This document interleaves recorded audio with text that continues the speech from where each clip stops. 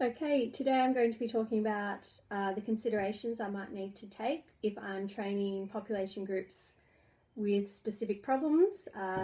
We call these special population groups. The first one I'm discussing is high blood pressure, which is also known as hypertension. It's obviously someone that has elevated blood pressure. The heart's working a lot harder. Some symptoms of this is headaches, dizziness, nausea, sometimes vision problems, breathing problems, headaches and things like that. So if I was training a client with hypertension, I would need to avoid the following exercises, such as overhead resistance exercises. Okay, there's going to be too much strain on the heart, so lifting weights, okay, too much strain, so I'd avoid that. Also any exercises which involve you holding your breath. Maybe it could be pulling up a deadlift, okay, a large amount of weight. That needs to be avoided because there's too much strain on the heart. Also, I would avoid isometric contractions, such as pushing a weight without moving. And I'd also avoid a program which only includes resistance training. There needs to be cardio involved with a client who has high blood pressure. So some exercises I might modify based on the program I did with my previous client would be the chin-ups.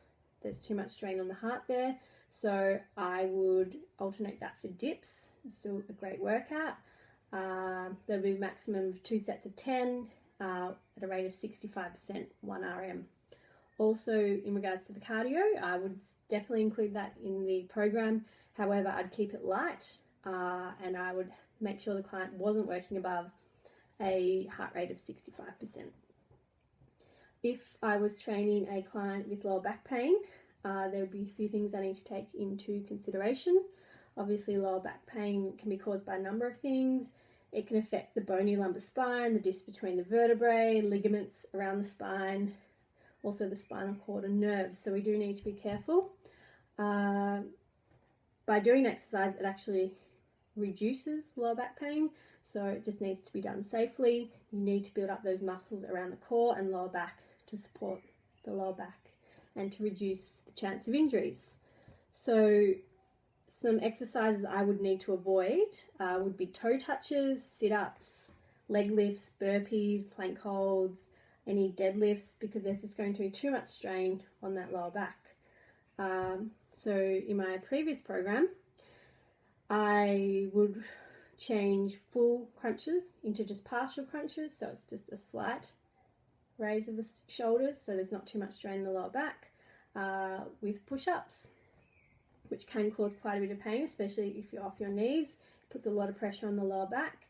I would incorporate press-up back extensions because they build the muscles around the lower back and they are not going to cause too much strain for the client. If I had running in my program or a treadmill involved, I would swap that for bike work as there's less impact for the client on their spine.